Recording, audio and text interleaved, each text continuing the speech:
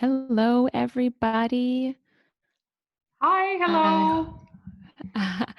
I hope you can hear us. We are in Germany at the moment, and so it's about what is it, 1:30 in the morning for us. So we will shut our cameras off shortly, but we just wanted to say hello so you could see our faces, and we wanted to welcome you to this 1 hour webinar. And this webinar came from a place of watching schools and teachers, students, and families make this shift into online learning. And we saw the piece that seemed to be most overwhelming for everyone really is providing the students and the parents with feedback that they need and they want. And so, as we look down into the future at the potential of, for many of us, to be continuing online learning for the rest of the academic year and quite possibly into the next academic year, we felt the conversation needed to start or maybe continue, depending on your context, about how to move forward with providing students and parents the feedback they need, but in a way that's sustainable um, and a little and sustainable and a little and allows us a little bit more self-preservation, I think, as teachers as we move forward. And so that's really what this webinar is about. And we are your hosts. I'm Katie Rose Dios, and that's my co-host Sarah Gilmore. Hi, nice to meet you. Hi. And we'll throw our pictures up now, make it real big. And I'm going to stop my video as well. And so we will be your hosts for this evening.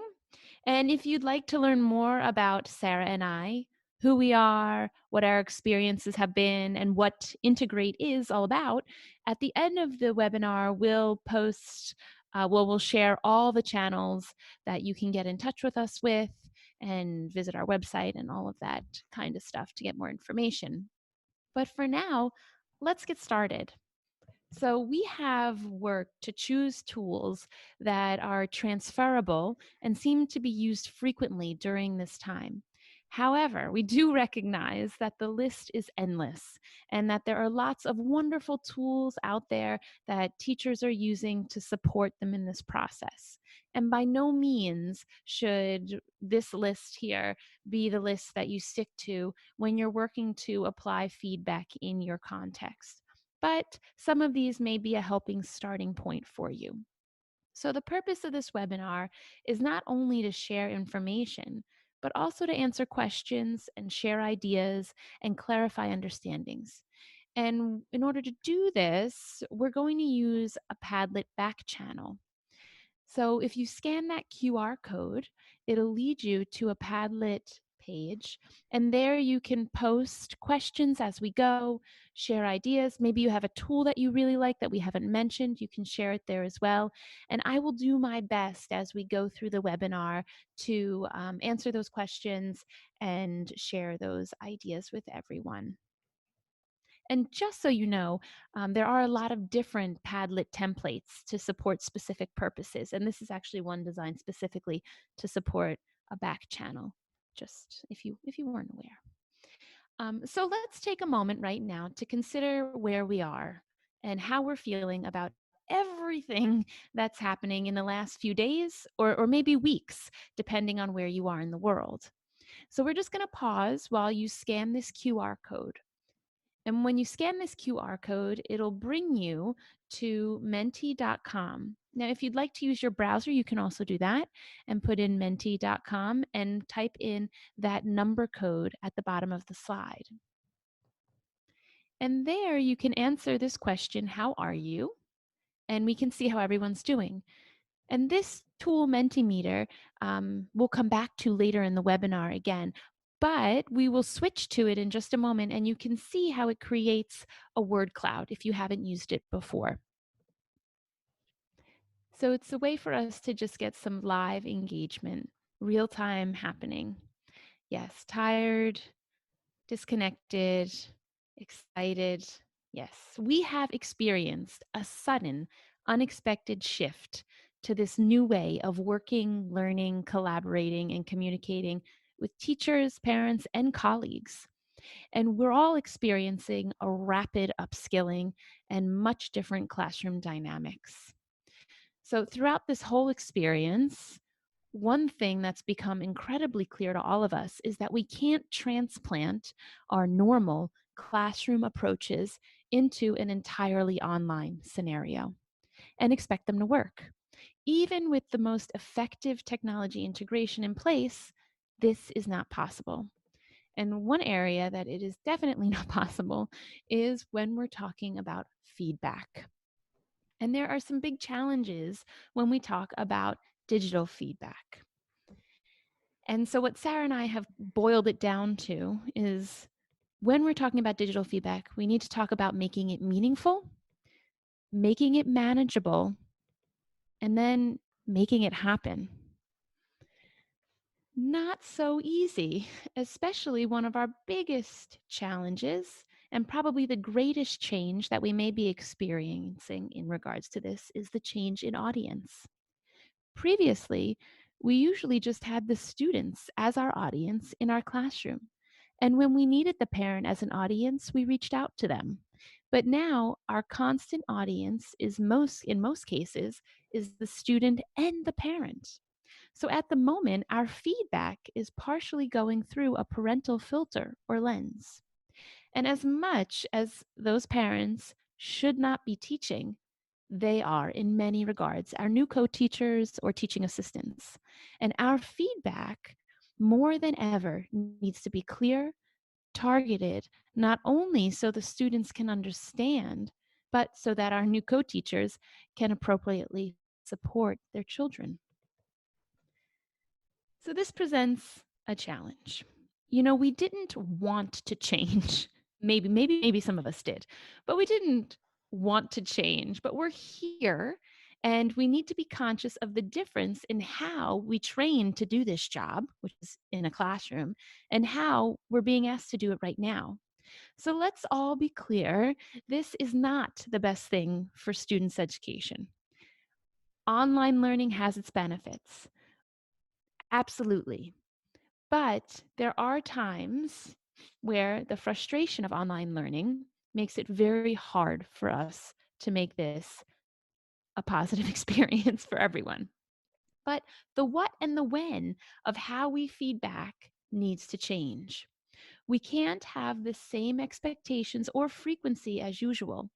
Much of the feedback we give in a normal classroom setting is incidental. We use our body language. We check in with kids constantly. We use our learning environment. So it's far different now. So that feedback that we give in those classrooms is often tied to a focus or a long term goal that's either in our head and invisible to the students in the learning environment, or maybe it is in our learning environment posted on the walls. Regardless, in our situation now, our kids are not in our classroom and they can't see all of those visible cues on the walls. They don't see us and get all those incidental feedback cues. So we need to be clear more than ever about the learning goals, our focuses, and our feedback. So if we want to make it meaningful and manageable, as we've heard so many times, both inside and outside the classroom, we need to focus on quality over quantity. Now, at first, when we all stepped into this online learning, rightfully so, we were focused on quantity. We needed to get things up and running, get students working, which required a lot of us to provide feedback and reassurance. But as time moves on and online learning becomes more of a long term situation, and we all settle into our online routines, we need to shift our behaviors. But to do this and be forced to provide less feedback requires us to provide better feedback, which means we need to kind of brush up on our theory a bit so that we can have a solid foundation in place to apply our new virtual classroom. So, throughout the webinar, we're going to be drawing on a very interesting and influential piece of research that goes into detail about the features of effective feedback. And if you haven't read it or you haven't read it recently, it's definitely worth the time. You can access it by scanning this code or clicking on the link. Don't worry if you don't have time to do that right now or you don't want to do it right now. These slides are also embedded on our webpage, and there's a link to that resource at the end of this, so you can go back to it later. So in Hattie and Timperley's work, they present their model of feedback to enhance learning. And the first part of the model is purpose. And essentially, that's the question of why do we give feedback? What's it actually for? And in a normal learning scenario, the sole purpose of feedback is to reduce the gap between a student's current understanding or their performance of a skill and where we want them to be, which is the goal. And so we provide feedback, and as we do that, that helps the students move closer and closer to the goal, and we adjust our feedback to help keep them moving along that path then over time. A key part of this is in how we define and communicate our goals to students. Goal setting is so important because if we're not clear, and therefore our students aren't clear about what exactly we hope they'll achieve, how can we give feedback that will really help them to get there?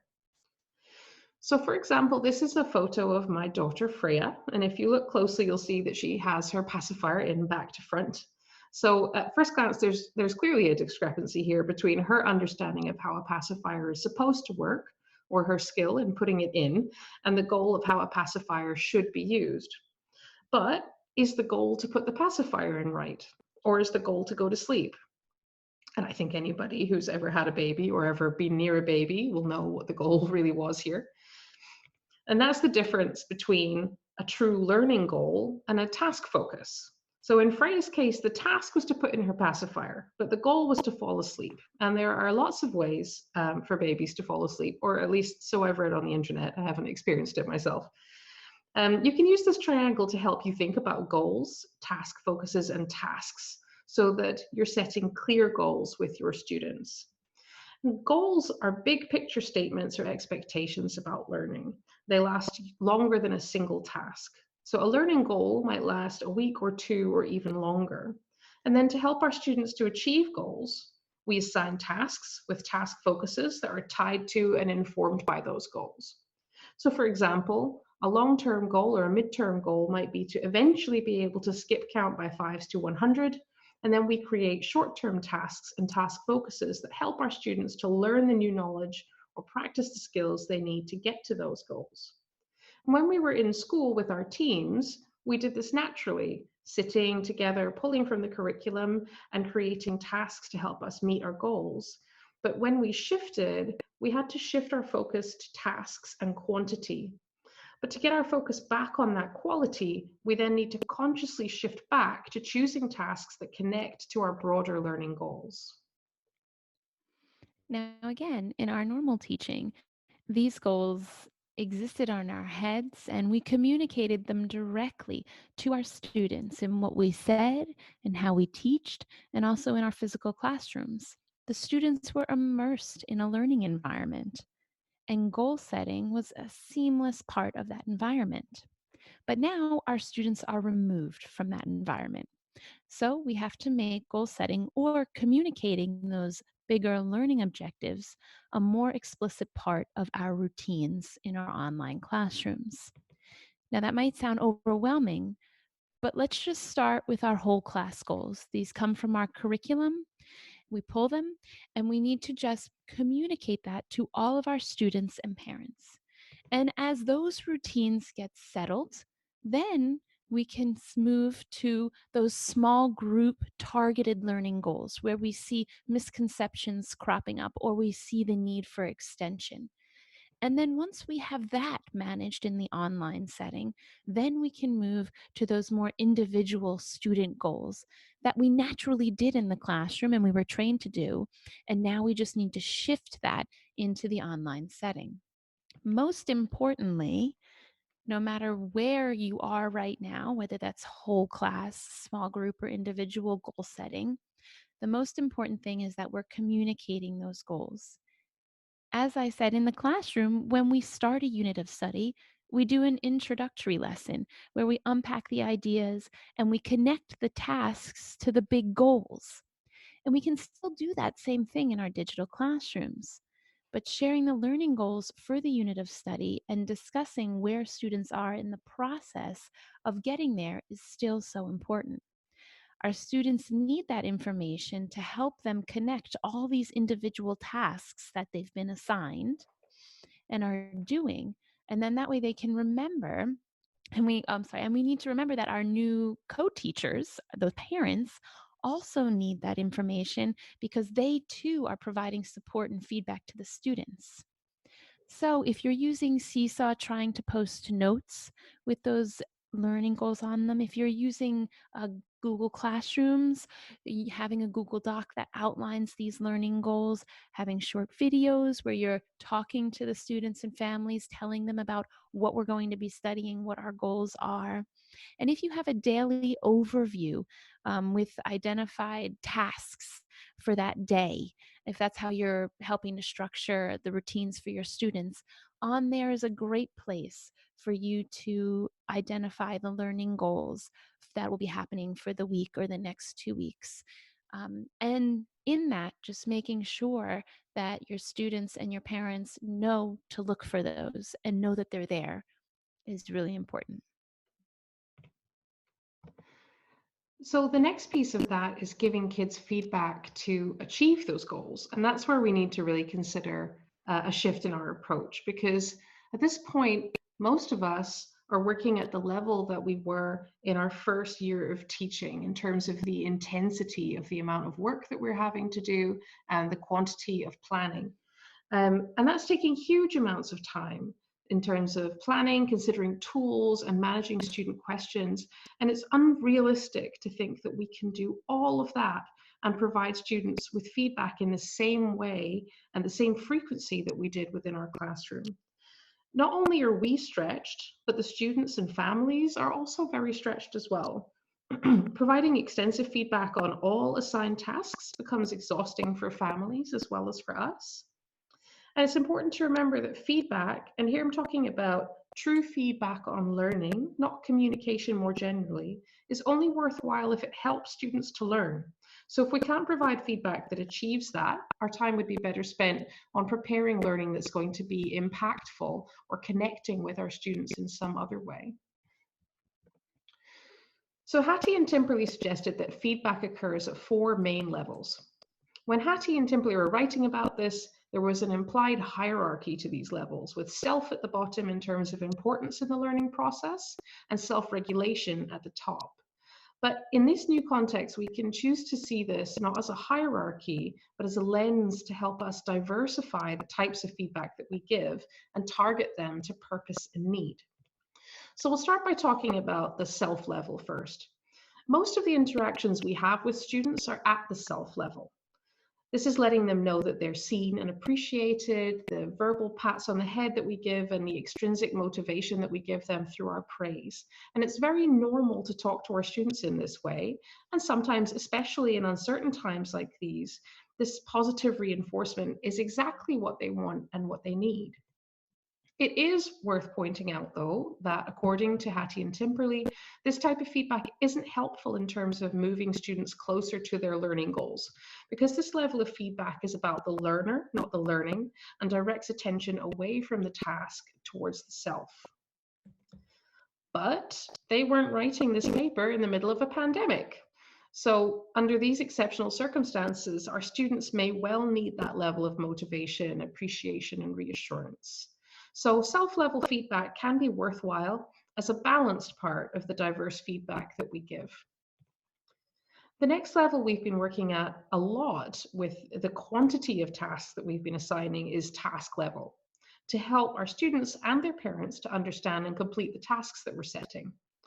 For example, this comment would be an example of some task level feedback. It says, this question is asking how many there are in total. This is a level of feedback kids need, especially now, because we aren't there with them and we aren't able to keep them on track in the fluid way that we normally would in our classrooms. And now that parents are essentially our co-teachers, they also need this task level feedback to support them in helping their children. Most of the feedback that we traditionally give is at this level, and it's helpful for kids in correcting misunderstandings and preventing them from practicing and embedding mistakes in their work. But the researchers let us know that it isn't as helpful for addressing a lack of knowledge, which is something that then needs more instruction. And it has the problem that task level feedback is something that isn't really generalizable to kids. They aren't usually able to take this type of feedback and then apply it to other similar tasks to move their deeper learning forward. So, again, in this new context, it has a heightened importance because of the changed way that we're teaching, but it should also be a balanced part of a diverse feedback toolkit. Our feedback can't finish here, and that's hard when you have the quantity of tasks that we've been assigning. And also with our new parental audience, who may be more focused on completing the task as well as they can, opposed to the learning and skill development or contextual understanding that we're typically working with kids to try and achieve. So if we're thinking about this as far as the richness in the feedback that we give our students, we have the self level where we're supporting and motivating the child as a person, the task level where we're supporting their ability to complete the task, and then this level, the process level, is where we support the child to deepen and develop their underlying understandings and skills. And process level feedback is where we relate the tasks to the underlying processes and strategies, of which an important piece is helping our students learn to identify their own errors. So to take that task level comment example further, we can add, what other strategies could you use to solve this problem? And the powerful thing about this type of feedback is how much more generalizable it is to other learning tasks.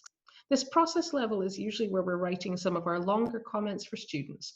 And we can do that with type comments and audio comments. And later on, we'll talk in much more detail about some tools and strategies for doing this meaningfully and manageably online. At the beginning of this pandemic, as Katie Rose said, we were spending a lot of time and energy on giving a high quantity of self and task level feedback to keep students motivated on track. But as we move forward, we need to consider shifting our energies to providing fewer but higher quality comments and feedback at the process level to support a longer term view of learning. Now, self-regulation, this more than ever is what we need to help our kids with. If we thought self-regulation was a struggle for kids in a dedicated learning environment, what's going on now is just a whole other level. A lot of the students of ours are working alone, and many might be getting accidentally misleading support from their parents as they try to help them. And this is an excellent opportunity for us to focus on helping students to develop their self-regulation because we aren't there to rescue them and to fix it. Self-regulation level feedback is all about supporting students to develop the commitment and confidence to be in control of their own learning and guiding them to develop the skills they need to look for help and to help themselves, to monitor, to direct, and assess their own learning. These skills are so important to being successful learners in the long run, and we can use this situation as an opportunity to help them develop them for the future. So you can see how that initial task level comment has built through the process level and now prompting the child to consider, were the strategies you tried successful and how can you check? So in our normal teaching practice, we do all of this all the time in a host of different ways that we've practiced for years. And we do it seamlessly and almost without thinking. And most of our self and task level feedback is oral and very quick to give. But our context has completely changed, and that means that our ways of working have to change too. And we need to remember, our kids have always needed connection, communication, and feedback. But because of our situation, how we address those needs is different. When they're in front of us in the classroom, they get that connection all the time. And it's clear to us how they're feeling and what they need. Even if our students seem to be clamoring for constant feedback, what they may be seeking is just connection, reassurance, predictability. And we can give that in other ways, more meaningful ways, like small group video check ins, pre recorded morning messages, and highly predictable and reliable structure and routines. It doesn't always need us to invest the effort and thought that a process level or a self regulation level written comment might need. They may just need our faces or our voices, or to know that we've seen their work. And this applies to parents too. They might also just need that task or self level feedback as a quick connection or a check in. So, in this next section, You'll get lots of ideas, but before we dive into that and how to make it happen, what matters most is not which idea or tool you choose or how you do them, but how well you communicate with your community what you're doing and what your strategies mean. Students and parents both need to know the code. So if you're going to like something, or if you have a pre-recorded comment, they need to know what that means. Your students are used to having you right there and giving them formal and informal feedback in a myriad of ways. Now that they can't see your face all the time or hear your voice or get that immediate confirmation that they used to, it becomes hard. And they may desperately want your approval, and not knowing what you think about their work as immediately as they are used to may be hard for them at first. But as we all adjust to this new learning situation, we need to help students recalibrate the rate and the amount of feedback they expect. What will help a lot is being transparent with students and their families about what type of feedback you'll be giving on work, what that feedback means for them, and what they can expect from your feedback. So, students will have more anxiety, maybe just at first, about their work and your response or lack of response, especially if they sometimes get immediate feedback and then sometimes don't. They won't understand why. So, as you'll see in the coming sections, there are lots of ways to give feedback to students, and only some of them is writing comments. Because at the moment, it seems to be that we are relying a lot on written comments, which is both time consuming for us and for the students and families. So, as we move forward, we might need to think a little bit more long term. Right now, most teachers and schools are in crisis mode, scrambling to put routines and tools in place so that we can keep teaching in spite of everything else that's going on. But the likelihood that this situation will not be over within weeks or months is very high. And so we need to really think farther down the road. Also, now that the world has seen that it's possible to keep teaching even when schools are physically closed, I think we can expect remote teaching to become one of those tools that we keep in our back pockets for situations like snowstorms or really bad weather or maybe civil unrest. So, the systems and expectations we put in place now need to be sustainable. Many of us are trying to support our own children through remote learning at the same time as teaching our students. And there has to be recognition that if you know that you can't keep up the pace or the approaches you're currently using for the next 3 to 6 months, something has to change, or you'll burn out. And our families and students need us to be healthy and well. So, if we can't recreate all classroom feedback approaches online, we have to think differently about the feedback and work with it in a new way. To help frame our thinking about how we deliver effective feedback, we've developed the AC4 dimensions of feedback, which help us to be aware of the diversity of feedback we can give students. Written comments are not the only feedback, nor should they be used for everything. So, we will look at each of these dimensions through Hattie's levels and discuss how we can apply them through the online context. The first is to acknowledge. Sometimes we had it all the time in the classroom. Students and parents, they just need to know that you've seen them, you've seen what they're doing, and there's no more immediate action that needs to be required. A lot of times when we're acknowledging work, we're really just working at that self and task level, giving reassurance and letting them know that they've understood what to do and they've done it. When we are working just to acknowledge students' work, if you're using platforms like Seesaw, Edmodo, Moodle, and Teams, you have the ability of a like function, a heart function, or even putting that happy smiley face on it. Use these and communicate with your parents and teachers so that way they know the code, they know what a like means, they know what a heart means. Create a schedule, a routine of when you're going to reply and check work so that way students and parents know when they can look for that feedback. Now, if you're working in Google Classrooms or even Edmodo for that, you can also use a point system. Also fine. If you're going to use, say, a point system out of 10, 10 being you've seen the work, there's nothing more that needs to be done, 5 being you've seen the work, but something more needs to be done, that's great. But again, it's only going to work well if that scale is communicated to your students and your parents and they know when to expect feedback. You can also use quick comments. Keep a running tab of these. These are just to acknowledge that you've seen the work. You're not applying value to anything. You're just letting them know you've gotten it, you thank them for it, and they can move on. Whatever you choose to say, just be transparent with your families. So the next dimension is correction, and this is an important type of feedback that we give because it's important to catch mistakes and errors before they become embedded in how our students are working. And doing this means giving timely and simple feedback when it's needed.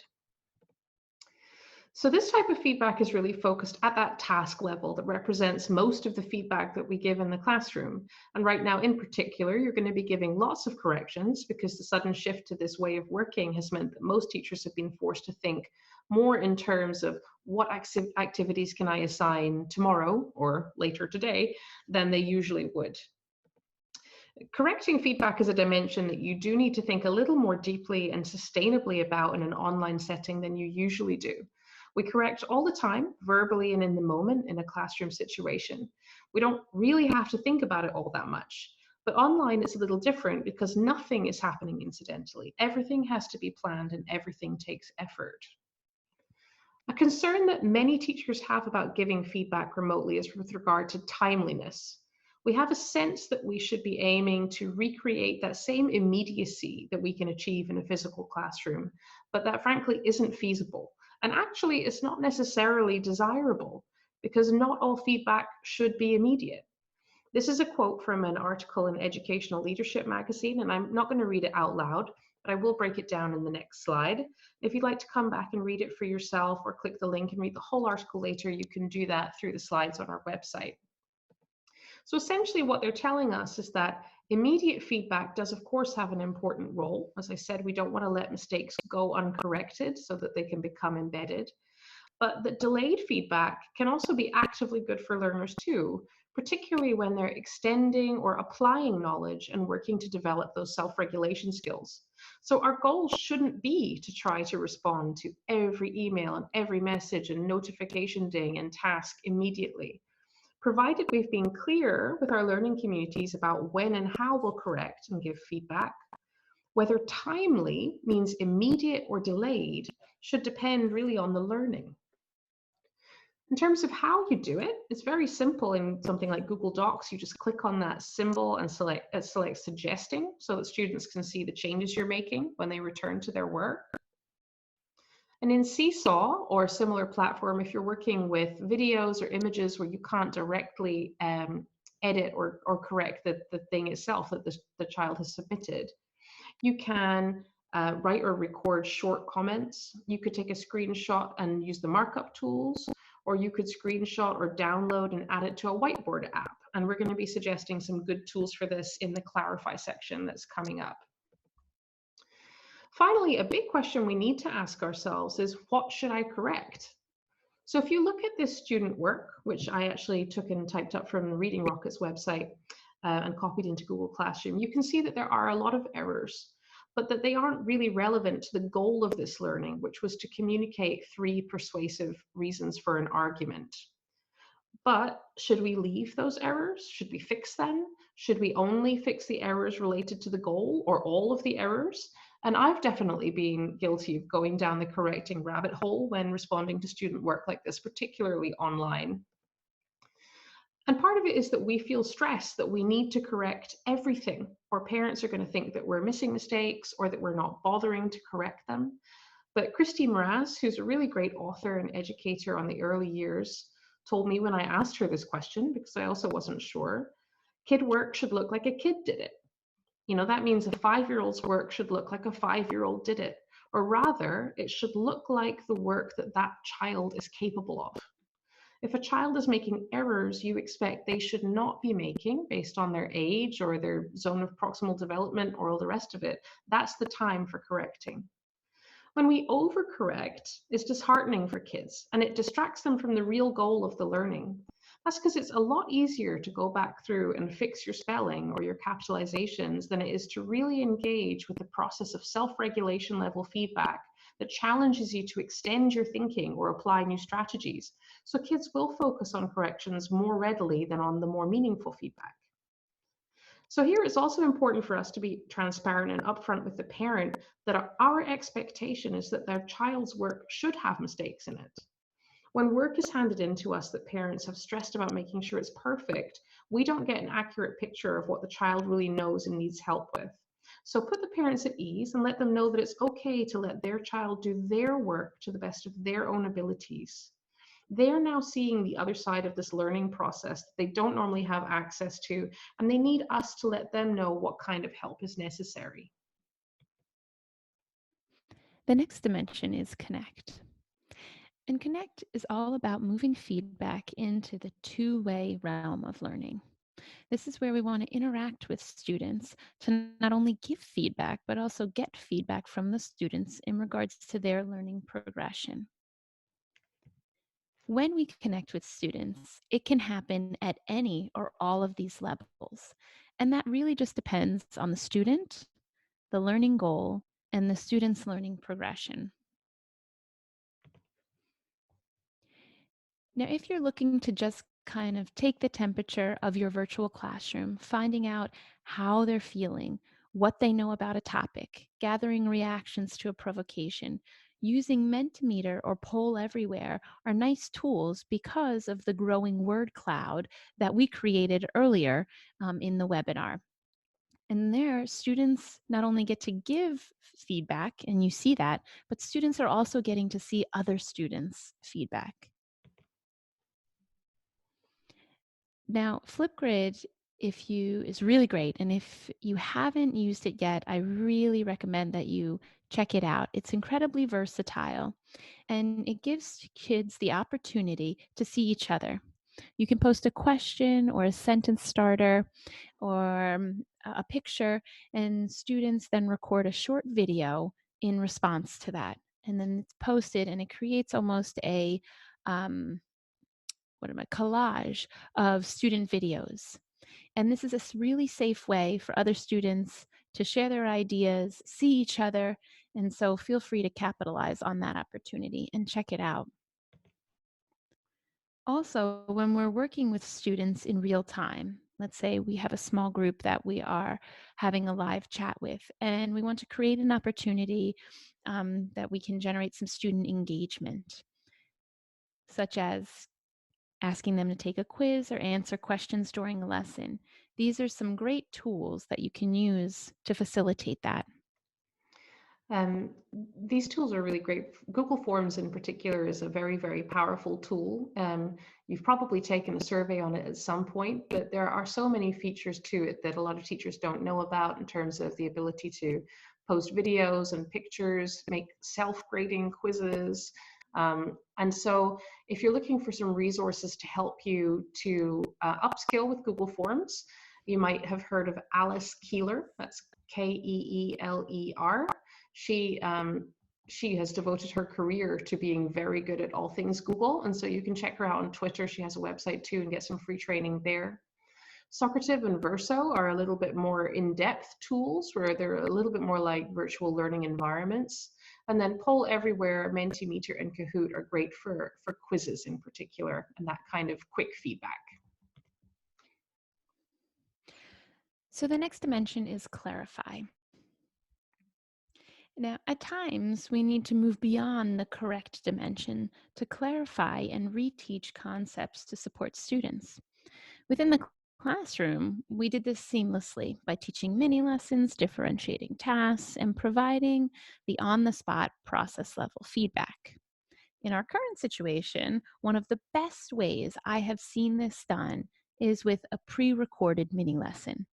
Now, again, this is when we are seeing kind of like a cluster of students over several assignments that have misconceptions that have formed that require targeted instruction.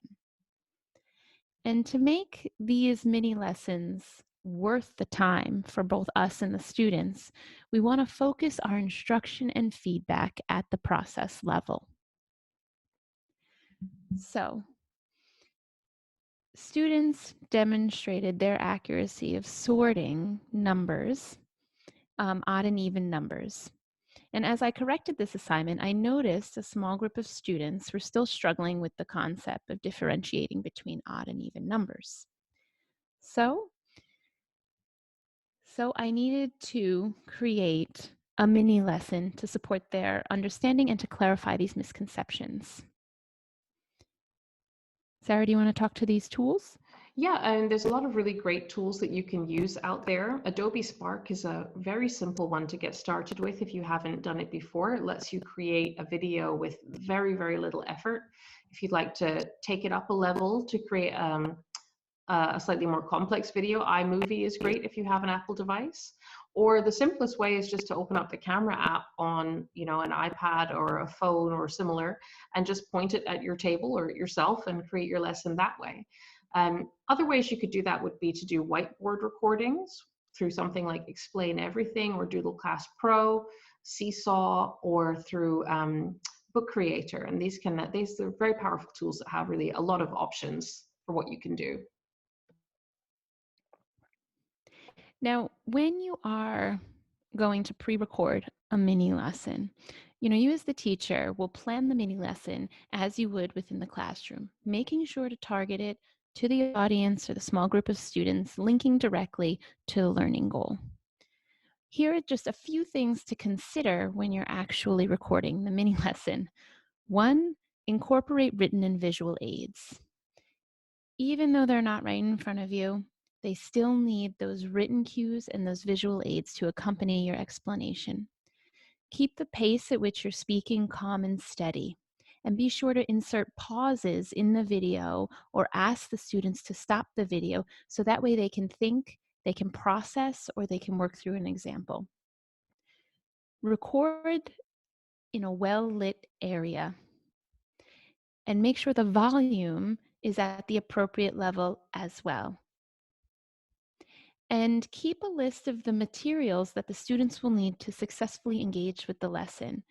That way you can share that list with them with the video. So that way when they start the video, they're ready to go and everything is all there for them. Now this is a mini lesson, a model of a mini lesson that incorporates all of those elements. It's about 7.5 minutes long, and we'll leave it in here, and you're welcome to come back and check it out later. Now, following up that mini lesson, naturally there'll be a follow-up task, but the most important thing is to hear the students explain their thinking. And you can do that in a live chat setting using Zoom or Skype or WebEx. But this can also be done through an audio recording, which is something that can happen on Seesaw or just on their normal device as well. So in addition to the types of feedback we've talked about already with acknowledging, correcting, connecting, and clarifying, sometimes our students need formal comments from us on their work. And those comments need to be clear and detailed, feedback that addresses their performance so far, and goal-oriented feed forward to guide them in the next steps towards the next learning goal. So commenting really works at these two deeper levels of learning, where we're using comments to help our students to understand the process and strategies they should be using and regulate their own learning behaviors. If we're going to take the time to write a comment, which is a very labor-intensive way of giving feedback, it's worth making sure that we keep it at these two levels, as these are the ones that really have the most impact on learning. So here are 3 examples of written comments about work, and I'm going to read them to you and also give you a minute to read those over to yourself and think about at which levels each of these comments are working at. So starting with A, it says, "Great job. I really like your drawing and I'm impressed at how much effort you've made. However, the task was to write an exciting story." So this example is working at the self level in praising the child, and the task level in pointing out that the task was actually to do an entirely different thing. And anyone who's spent any time teaching lower elementary will definitely recognize this child. In comment B, your aim is to write an exciting story with a climax and resolution. This first draft has a well-planned narrative and good choice of language, but the climax is very short and resolution is quite long, making the story not as exciting as it could be. Refer to the assessment rubric to remind yourself of the features of a dramatic climax and see where you can make improvements in your climax and resolution. So this one is really working at the process level and calling the child's attention to the underlying process in planning a narrative, and also the self-regulation level in encouraging them to push their own learning further by referring to the rubric and then making their own plan to improve. And then comment C, "Well done, your first draft has good spelling, grammar, and handwriting, but it's not very exciting. Try going into more detail about the character's feelings and actions during the climax and playing with sentence length and word choice to increase the drama." There's a little bit of self there in the praise, which is totally fine. And then process level in terms of the specific skills and strategies used to develop the narrative. Now, if we wanted to check your understanding and connect with you in real time, we could ask you to scan one of these QR codes to give us feedback on your learning so far. If you do scan them, you'll see 3 examples of quick check-in quizzes on respectively Google Forms, Poll Everywhere, and Mentimeter, just to give you an idea of how the student would experience that. And I don't think that we have time to go into those right now, but as I said, these slides are on our website and you can go back and check them out in your own time if you're interested to. So to go a bit deeper into feedback comments, we're going to return to Hattie and Timperley, where they also tell us that effective feedback answers 3 questions. The first is, where am I going? This takes us back to our ultimate purpose in giving feedback. And remember, there is a difference between giving feedback and connecting with our students on a more pastoral well-being level, which is to help the students to reach their learning goals. Feed up is about articulating those goals clearly for the student so that they know where they're trying to get to. If we look at that comment example B in a bit more detail, you can see that that first sentence is addressing that question in relation to restating the goal. Effective feedback is information about how the student has done in their task relative to that goal. So the second feedback question is, how am I going? That could be in terms of success criteria and standards, or prior performance, or what specific part of the task was successful or unsuccessful. And in the next part of this comment, you can see that that's expressed by pointing out to the student what was successful and unsuccessful in the task, specifically in relation to the goal of writing an exciting story with a climax and resolution. And feed forward is how we support ongoing process towards the stated goal by giving the student an idea of where to go next through the question of where to go. And you can see that that part is highlighted here in green. The comment goes on to answer that question by directing the student to the rubric to review the features of a dramatic climax. It's important to note that not all of these questions need to be answered in every feedback comment we give. Which questions we answer should depend on what we know that that student needs from the feedback to move them closer to their goal. So a student might need clarification on the goal, feed up, before they need any further feedback or feed forward. Or they might know exactly what was expected, but they really need to know how to get there. And so what questions you answer in your comment is determined by your knowledge of your students. The thing is, though, that really effective feedback comments take time to create, and that time is wasted unless the students have time and space to engage with them. If they just read them and move on without taking action, or maybe don't read them at all, then that feedback can't help them, and it's time taken away from you planning and teaching. So they need opportunities to reflect and respond to your feedback. And 2 ways of structuring this is through guiding questions and through thinking routines. And these are some suggestions of questions and routines that you could adapt to use with your own students. Making that reflection and review process manageable requires a little bit of planning and forethought in terms of when it happens, how it happens, and where it happens. You need to make sure that you schedule time for you to write feedback comments and for them to read or listen to and respond. You could try making the first activity of the day to be to go back to yesterday's comments and respond using a thinking routine or guiding questions through a Flipgrid video, a graphic thinking routine on Seesaw or in Docs or in Padlet. You could include a reminder in a daily morning video greeting to go and review the feedback you've given. And if there's a large quantity of activities and tasks being shared every day, you could try tagging or naming activities that are going to get a feedback comment differently so that they're easier for students and parents to find again among all the other work that's being shared. And so with all of that in place, it's just a question of working with the platform to actually give the comment. In case you're unfamiliar, I'm going to quickly share with you how to create comments on Google Classroom and Seesaw. On Seesaw, this is where you click, and then you type or record your voice. And there's pros and cons to both of these approaches, but the main points to consider are accessibility for the students and manageability for you. In Seesaw, I think not everybody knows that text comments are auto-translated into the language of the device. So that means if your students or their parents are reading your comment on a phone or an iPad or a computer where the user interface is in Spanish, if the device is in Spanish or French or any other language, your comment will be auto-translated from English into that language, which is very, very helpful for families who have a different or a second language. On the downside, that won't happen for audio comments. On the other hand, an audio comment can be really helpful for students who aren't yet reading fluently and who would enjoy hearing your voice. Typed comments also have an advantage in manageability in that you can save and edit and reuse them. Whereas if you make a mistake in an audio comment, you just have to start over and you can't reuse the same comment for other students, but they are quick and easy to do. So it's worth thinking about what's going to be of most use to the different families and students that you're working with. In Google Docs, giving a comment is very easy. Just a quick tip to make sure that you highlight a word or even just a space and then click comment. You won't see the comment icon unless something is actually selected in the document. And as a final note on this, it's important to think about visibility and privacy when giving comments online. Many comments will be private to the student and their parents, but on a collaborative piece of work where several students are working on one doc or where the whole class or a group of kids is tagged on something in Seesaw, any comment that you write there will be visible to everybody in that group, which is something to think about when you're crafting your comments. So as we wrap up this webinar, we just want to bring you back to the main points and takeaways.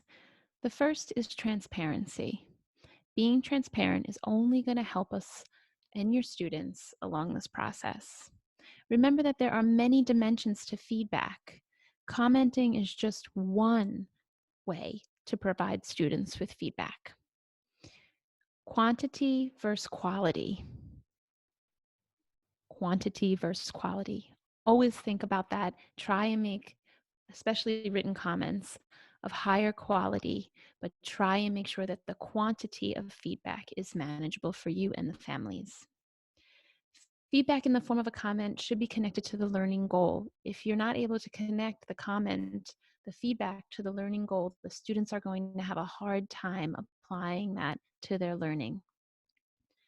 Be flexible because change and adaptation is inevitable in this process.